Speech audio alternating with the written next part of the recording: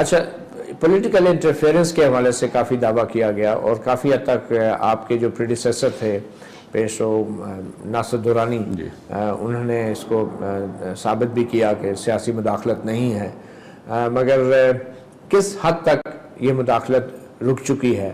کیا مکمل طور پہ؟ کیونکہ ویسے آپ کی تقرری کے فوراً بعد بھی آپ بنی گالہ عمران خان صاحب کو ملنے چلے گئے تھے، تو اس کو بھی مختلف اس کے پہلو سامنے لائے گئے خبروں میں، تو وہ کیا پس منظر تھا جس میں آپ کی عمران خان سے ملاقات ضروری ہو گئی تھی، ایک سیاستدان کے ساتھ جو کوئی عوامی عہدہ نہیں رکھتے سوائے اس کے کہ وہ ایک ایم این اے ہے؟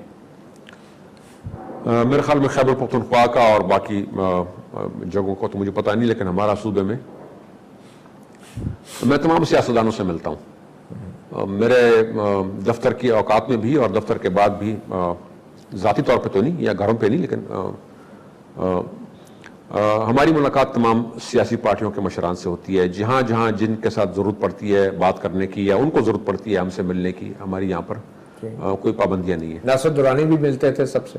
ناصر درانی صاحب کے پاس بھی سب آتے تھے ملنے کے لیے، میں بھی سب سے ملتا رہتا ہوں۔ خیبر پختونخوا میں ہر کوئی ہر کسی کو جانتا ہے، مجھے تو میں تو پھر یہیں کا رہنے والا ہوں۔ دوسری بات یہ ہے کہ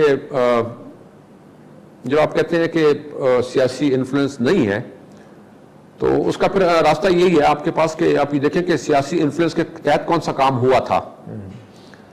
خیبر پختونخوا میں ایڈیشنل آئی جی سے لے کر اور سپاہی تک تبادلے کا اختیار میرے پاس ہے، سی ایم صاحب نہ مداخلت کرتے ہیں اور نہ سیاستدان اس میں مداخلت کر سکتے ہیں۔ اور بھرتیوں کا بھی ایسا نہیں؟ بھرتیوں کا این ٹی ایس کے ذریعے ہے، اس میں تو میرے پاس بھی اختیار نہیں ہے۔ این ٹی ایس والے امتحان لیتے ہیں، مجھے وہ کہتے ہیں کہ جی اتنے لوگ بھرتی ہو گئے ہیں، میں ان کا سائیکولوجیکل یا میڈیکل کرا کے لے لیتا ہوں، اور آئی جی کے پاس یہ اختیار نہیں ہے کہ وہ کہیں کہ فلانے کو بھرتی کر دو یا نہ بھرتی کرو۔